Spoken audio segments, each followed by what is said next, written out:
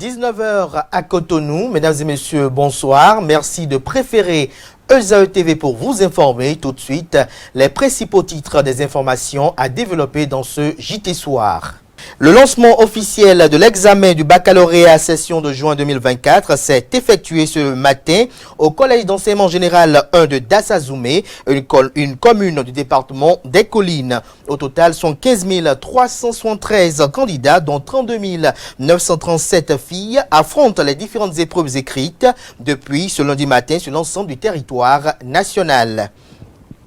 La communauté musulmane du monde entier a célébré ce dimanche l'Aïd el-Kébir, encore appelée la fête de la Tabaski. Cette célébration est une recommandation du Saint-Coran et se commémore chaque année. Le point de la célébration au plan national dans ce 19h. Le président de l'Association nationale des communes du Bénin ANCB, Luc Setondiatropo, a procédé à la remise d'importants dons au groupement de jeunes éleveurs Peul des communes de Malanville et de Segbanan. Le compte rendu dans cette édition. L'École supérieure d'administration, d'économie, de journalisme et des métiers de l'audiovisuel ESAE offre de nouveaux challenges pour l'année universitaire 2023-2024. Étudiantes et étudiants, parents d'élèves nouveaux bacheliers, ESAE, c'est la garantie d'une formation de qualité à des conditions très avantageuses. À Gbedjromede, à Papa, à Boumekalavi et Parakou, inscrivez-vous en administration générale, administration du travail et de la sécurité sociale, trésor et finances publiques, impôts, diplomatie et relations internationales, journalisme et métiers de l'audiovisuel, gestion des marchés publics, planification et développement local, sciences économiques, sciences juridiques et toutes les filières des sciences de gestion. ESAE vous offre des bourses, demi-bourses et de réductions pour les premières inscriptions dans toutes ces filières. Waouh! En licence 1, 2 et 3 et en master, bénéficiez jusqu'à 50% de réduction sur tous nos sites. N'est-ce pas génial? Infoline. ESAE Gbedjromede, 3e rue à droite en quittant le carrefour Le Jador pour la BIBE Jéricho ou au plus 229 90 93 65 21 98 98 14 00 à Kpakpa au plus 229 52 88 33 33 à Boumekalavi au plus 229 52 88 44 44 Parakou au plus 229 52 46 12 12. ESAE, l'excellence à un nom. À nouveau, bonsoir. Le ministre de l'Enseignement supérieur et de la Recherche scientifique, Éléonore Yaïla Descamps, et son collègue en charge des enseignements secondaires, techniques et de la formation professionnelle, Yves Chabikouaro, ont procédé dans la matinée de ce lundi 17 juin 2024 au lancement officiel de l'examen du baccalauréat au Collège d'enseignement général 1 de Dassa, une commune du département des Collines. Au total, 75 373 candidats, dont 32 937 filles, affrontent les épreuves écrites sur l'ensemble du territoire national. Suivons ensemble Éléonore Yaïla Descamps, ministre de l'Enseignement supérieur et de la Recherche scientifique, qui nous expose quelques statistiques du bac 2024. Elle s'exprime au micro de Larios Setondé à Diagbenon. Cet examen édition 2024 concerne 75 373 candidats, dont 32 937 filles et contre 77 564 l'année dernière, ce qui affiche une diminution de 2191 candidats. Vous le savez très bien, nous avons procédé à un assainissement du système de sorte que les intrants puissent servir à ceux qui sont réellement préparés à cet examen. Par le passé, vous savez, il ne sert à rien de mobiliser des intrants pour des personnes qui finalement s'inscrivent et qui ne viennent pas. Le système avec EducMaster et tout l'encadrement pédagogique mis en place affiche cet assainissement et ça fait que depuis quelques années, nous obtenons une stabilité. Pour les filières scientifiques, nous avons constaté que 32 708 candidats sont inscrits et représentent 43,39%. C'est une grande évolution depuis 2020. On avait commencé avec des taux qui titillent autour de 32%, 30%. Nous en sommes à 43,39%. 39%. Avec ce bond, je vous assure que c'est un bond évolutif compte tenu de tout ce que nous avons mis en place pour accompagner les apprenants et leur permettre de faire un choix judicieux. Quant aux filières techniques, il y a 2169 au début de ces années-là. Cette année, nous sommes à 6590. C'était à l'instant la ministre de l'Enseignement supérieur et de la Recherche scientifique, Eleonore Yaïla Dekan, qui vous faisait part des différentes réformes qui ont été opérées pour le bac 2024. Le ministre Yves Chabi-Kouaro des enseignements secondaires techniques et de la formation professionnelle, quant à lui, se prononce sur l'organisation du bac 2024. Il s'exprime également au micro de l'Arios Setondé à Djagbenon. Alors ce matin, ma collègue et moi-même avons été dépêchés par le gouvernement et son chef, le président Patrice Talon, pour lancer le baccalauréat. C'était un exercice que nous faisons tous les ans et nous avons choisi cette année de venir pratiquement au centre du Bénin, le CG1 Savalo. Dassa Zoubé. Savalo n'est pas loin apparemment. Tu l'as connu. Voilà, c'est ça. On est à Dassa Zoubé ici. Voilà. J'ai constaté un centre très propre. J'ai constaté que les enfants sont déjà en salle depuis déjà 7h30, les surveillants déployés. Donc sur le plan organisationnel, nous sommes vraiment satisfaits. Alors, par rapport aux candidats eux-mêmes, je suis très serein parce que nous avons eu une très bonne année scolaire, une année qui n'a pas été perturbée, une année où les cours se sont déroulés normalement. Les programmes d'études ont été achevés à 100% dans tous les collèges et lycées. Et donc, normalement, on devrait avoir de très bons résultats. Voilà. À suivre dans nos prochaines éditions du journal télévisé sur ESAE TV, notamment demain matin dans Free Matin, le compte rendu de cette cérémonie officielle de lancement du baccalauréat session de juin 2024 au Bénin. Dans le département du littoral à Cotonou, le préfet du département Alain Orula et le maire de la ville de Cotonou, Luc Setondia-Tropo, ont procédé au lancement des épreuves écrites du baccalauréat session de juin 2024. C'était ce lundi matin au collège d'enseignement général de Segbe, Quentin Amoussou pour le compte rendu.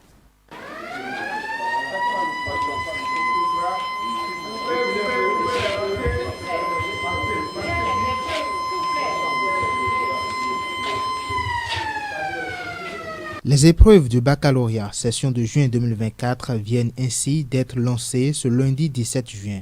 Ici au CEG Segbaya à Akpakpa, le préfet du département du littoral Alain Orunla salue la bonne organisation. C'est devenu une routine que tout se passe bien et nous constatons que d'année en année, ça s'améliore, ça se passe très bien. C'est le constat qui a été fait ce matin, c'est le constat de ce que les efforts du gouvernement portent leurs fruits en termes d'organisation, en termes de rigueur, en termes de professionnalisme. Et c'est ce que nous sommes venus saluer. Le maire de la ville de Cotonou, Luc Setondia-Tropo, a souhaité le meilleur aux candidats. Je voudrais aussi féliciter les parents parce qu'ils ont joué aussi leur partition. Souhaiter courage aux candidats et me réjouir d'avance qu'après les quelques jours d'examen, ils soient tous heureux d'avoir décroché ce précieux sésame, comme le dit le préfet. Voilà. On se réjouit d'avance pour cela, on espère que ça va être ça. On constate de plus en plus qu'au fil des années aujourd'hui, les résultats sont bons parce que la préparation est bonne. On ne peut pas souhaiter mieux. 884 candidats composent les épreuves de baccalauréat cette année, ici au CEG Segbeya, répartis dans 32 salles. Ils sont 75 373 candidats à aller à l'assaut du premier diplôme universitaire cette année au Bénin. La communauté musulmane du monde entier a célébré hier dimanche l'Aïd el-Kébir, encore appelée fête de la Tabaski. Cette célébration est une recommandation du Saint-Coran et se commémore chaque année. À l'occasion, une grande prière est faite dans les places Idi. Le point de la grande prière à la place Idi de Monde Commun nous est proposé par Francis Fahami. À la place Idi de Monde Commun ce dimanche, c'est une marée humaine qui a suivi la prière de l'Aïd el-Kébir. Ici, la prière et le sermon ont précédé l'immolation du mouton Pafati ou Tidjani.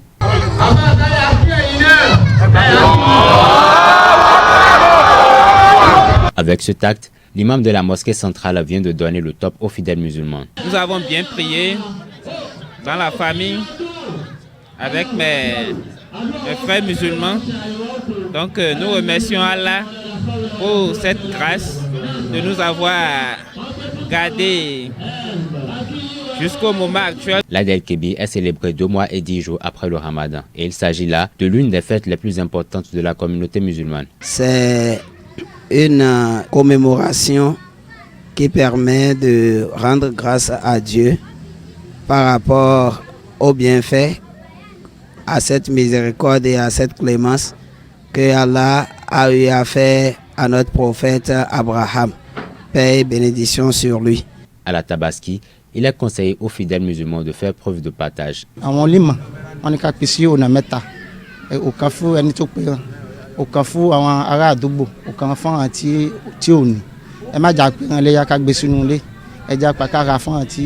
Les leçons avaient tiré nínú gbogbo àwọn ìṣẹ̀lẹ̀ tó ṣẹlẹ̀ sí tá a fi ń dú ẹran lọ́jọ́ òní mo rò pé òun náà nígbàgbọ́. Je souhaite bonne fête à toute la communauté musulmane et fêtez dans la joie avec vos familles et surtout ayez la crainte de Dieu. Il sera donc question pour ces fidèles musulmans de célébrer la Tabaski selon les recommandations des Écritures saintes et selon le halal et non le haram.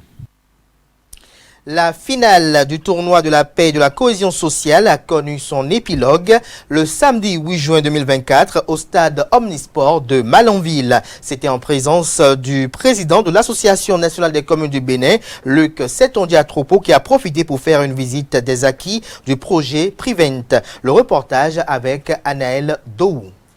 Clap de fin du tournoi de la paix et de la cohésion sociale dans les communes de Malanville et Segbana. Organisé par le consortium Agence béninoise de gestion intégrée des espaces frontaliers, Association nationale des communes du Bénin ANCB, Educo Bénin, Maison de la société civile et Sina Serou, ce tournoi a pour objectif de promouvoir le vivre ensemble entre les communautés. La cohésion sociale, nous en avons besoin dans nos communes, surtout dans les communes frontalières comme Malanville, où nous avons à partager, disons, notre frontière avec un certain nombre de pays dans lesquels il y a donc nécessité d'une cohésion sociale.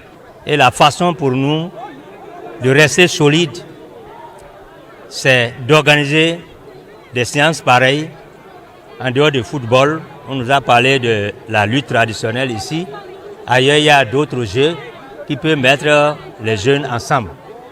Et l'exemple vient d'être donné. C'était l'occasion pour la NCB de faire découvrir les acquis du projet Prevent financé par l'Union européenne. Un résultat qui donne de la satisfaction. Remercier les partenaires, notamment l'Union européenne, la DGFEQ, la société civile et tous ceux qui ont travaillé pour que nous soyons là aujourd'hui. Nous sommes venus célébrer la paix et la joie.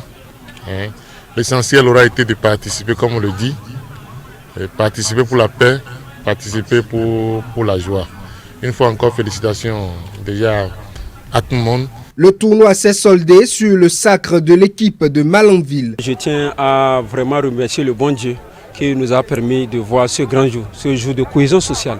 Et je remercie également mes coéquipiers qui ont donné tout ce qu'ils ont pu pour pouvoir remporter cette finale et pour sacré champion. Et je ne vais pas oublier l'équipe de Segbana qui n'a pas démérité. Cette équipe qui nous a beaucoup bousculé. C'est une équipe qui est très talentueuse et il fallait un gagnant. Mais on a pris le dessus, on a été chanceux sur l'équipe de Segbana. Ce tournoi vient ainsi unir davantage les peuples du Septentrion pour la préservation de la paix et la cohésion sociale. Le président de l'Association nationale des communes du Bénin ANCB, Luc Setondia-Tropo, a poursuivi sa tournée dans le Septentrion. Le lundi 10 juin 2024, il s'est rendu à Malanville et à Segbana où il a procédé à la remise d'importants dons au groupement de jeunes éleveurs Peul des deux communes. Le point dans ce reportage signé Anaël Dou. Un troupeau de 40 bœufs, un digesteur, un forage d'eau potable muni de tanks, un enclos de 375 mètres carrés servant d'abri aux bœufs et plusieurs abreuvoirs. C'est la composition du don qu'a fait l'Association nationale des communes du Bénin au groupement des jeunes éleveurs Peul des communes de Malanville et de Segbana. Ceci entre dans le cadre de la mise en œuvre du projet de prévention des conflits à travers l'autonomisation des jeunes et des femmes Prevent avec le partenariat de l'Union européenne. Une initiative qui a plusieurs objectifs. Le geste de ce jour permet donc d'augmenter la capacité de production de ces jeunes et de renforcer leur autonomie financière.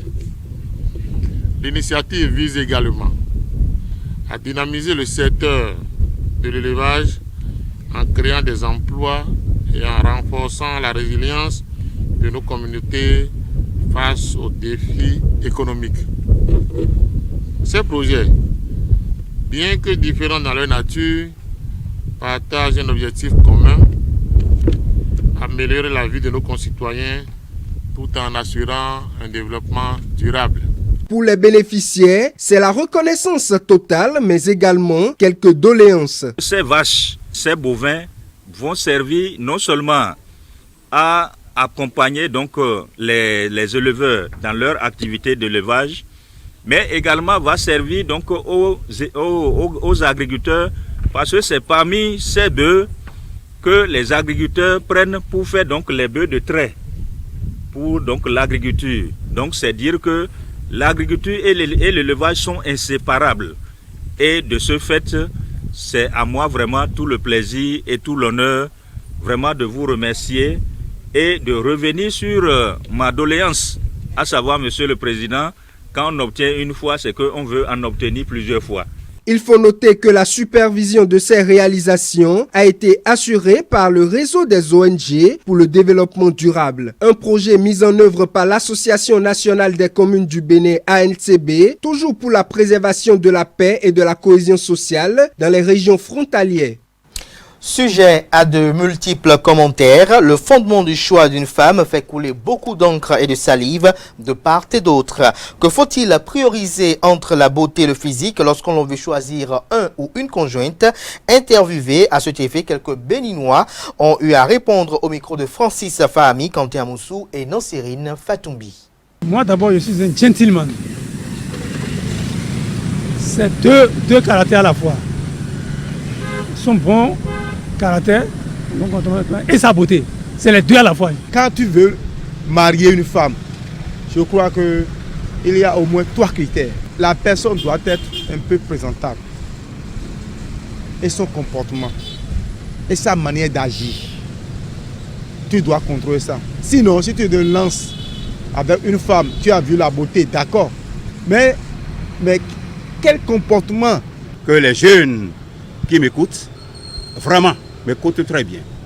Il y a 3 sortes de beauté.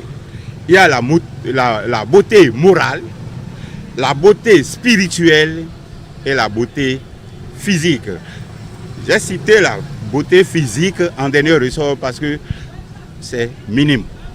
Parce que la beauté, aujourd'hui, les jeunes, c'est la beauté physique qui les font courir. Ça là, elle a des fesses, elle a une belle forme, elle a ci, elle a ça, et puis bon, sans contrôler, sans avoir quoi que ce soit, bon, il se jette dedans.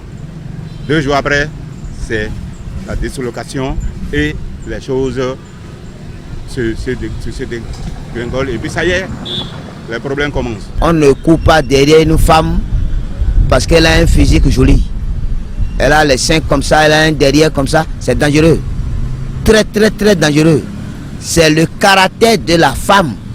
En lisant en elle, à travers elle, on voit voilà une femme qui peut garder un foyer, qui peut être maman d'une maison, qui gère une maison. Quand vous allez choisir votre femme, vous allez la choisir pour la vie. Quelqu'un l'a dit, en tout cas, mariez-vous.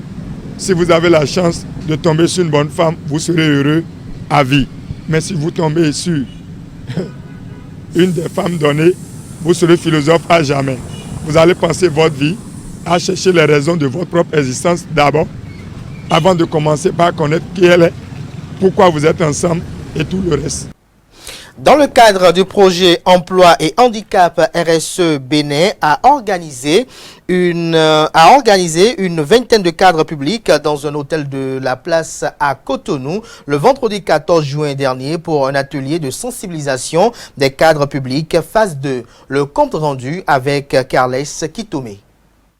RSE Bénin met en œuvre plusieurs activités au profit de l'employabilité des personnes vivant avec un handicap. L'élaboration des politiques et de réglementation, des politiques inclusives, l'utilisation d'un lexique axé sur l'inclusion et la diversité, l'utilisation des subventions et incitations. C'est également pour appuyer les initiatives, sensibilisation à l'endroit des employeurs, à l'endroit du grand public, aux compétences et aux contributions des personnes handicapées. C'est également le programme de formation que les acteurs publics représentent dorénavant des centres de ressources pour fournir des informations et un soutien aux employeurs et aux employés handicapés et mettre en place des services de médiation pour aider à résoudre les problèmes sur le lieu de travail liés aux handicaps. D'autres organisations partagent les objectifs du projet Emploi et Handicap. Les acteurs de l'insertion professionnelle, de l'appui social aux personnes handicapées et les organisations de la société civile, les OPH, mettent en œuvre des actions de renforcement de l'insertion socio-économique des jeunes femmes handicapées. Le second résultat veut que les dispositifs de formation professionnelle et les entreprises adoptent des pratiques plus inclusives et créent un environnement favorisant l'insertion des personnes handicapées, et que les acteurs renforcent leurs pratiques grâce à des dispositifs favorisant le partage d'expériences et participent à des rencontres d'échange nationaux et régionaux pour impulser la promotion de l'emploi décent et inclusif.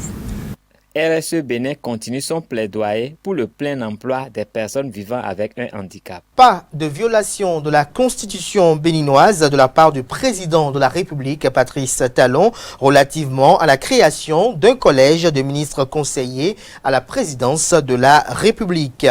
La Cour constitutionnelle, par décision en date du 23 mai 2024, a déclaré conforme à la Constitution les décrets numéro 2024-006 du 9 janvier 2024 portant création, attribution, organisation et fonctionnement du Collège des ministres conseillers à la présidence de la République et numéro 2024-007 du 9 janvier 2024 portant définition des secteurs d'intervention des ministres conseillers à la présidence de la République. Rappelons que les deux décrets pris par le président de la République avaient été attaqués à travers plusieurs recours formés devant la haute juridiction en matière constitutionnelle. Pour rappel, un recours en date du 4 février 2024, signé de Miguel Hueto, Landry Adelacour, Romaric Zinsou, Fréjus Atindoglo et Konaïd Akwedenoudje, 5 juristes estimaient le décret numéro 2024-006 du 9 janvier 2024 portant création, attribution, organisation et fonctionnement du Collège des ministres conseillers à la présidence de la République viole le principe d'égalité. Ainsi, le parti d'opposition, les démocrates, quant à lui, avait dans un recours attaqué le même décret pour non-conformité à la Constitution avant de se désister. Eugène Azatassou, 4e vice-président du parti politique Les Démocrates, avait aussi demandé à la Cour constitutionnelle de déclarer contraire à la loi fondamentale les deux décrets pour divers motifs. Les éléments de la police républicaine ont procédé samedi dernier, notamment le samedi 15 juin 2024, à l'interpellation de 43 individus pour détention, usage et trafic de chanvre indien à Révier-Liclan dans la commune d'Abomey-Calavi. Une interpellation et une saisine qui font suite aux plaintes de la population selon les informations relayées par le site d'information 24 heures au Bénin. La police républicaine a procédé au démantèlement d'un vaste ghetto près du carrefour Révier-Liclan avec la saisie de liqueurs en sachet, une quantité importante de chanvre indien et des accessoires de consommation. L'Office central de répression du trafic illicite des drogues et des précurseurs au CERTID est appelé à faire des tests sur les personnes interpellées et analyser les produits saisis. hors de nos frontières, pour finir, au Rassemblement national, tout s'accélère après la victoire de Jordan Bardella aux Européennes du 9 juin dernier et l'annonce de la dissolution par le président Macron. Le Parti national populiste a dû sortir son plan Matignon en urgence depuis des mois. Le RN disait travailler à l'hypothèse de son entrée au gouvernement. Avec quelle place pour Marine Le Pen, s'interrogent les observateurs. Selon Radio France Inter, la dissolution oblige Marine Le Pen à revenir dans l'arène, mais la triple candidate à la présidentielle veut se préserver pour 2027. Marine Le Pen à l'Élysée, Jordan Bardella à Matignon. Depuis des mois, c'est ce ticket que les cadres du Rassemblement national vendent aux journalistes à longueur d'interview. Avec la dissolution, ce double objectif reste inchangé, même si le calendrier se retrouve inversé. En cas de victoire dans les urnes le 7 juillet prochain, Marine Le Pen restera en retrait et laissera son jeune poulain entrer à Matignon. Je préfère me concentrer sur la présidence de la République, répète depuis une semaine l'ex-député du Pas-de-Calais qui est reparti en campagne pour se faire réélire dans sa circonscription. Mesdames et messieurs, c'est la fin de cette grande édition du journal télévisé sur EZAE TV. Merci pour l'attention, portez-vous bien. Belle suite de programmes sur EZAE TV. On se retrouve demain matin à 7h pour Free Matin.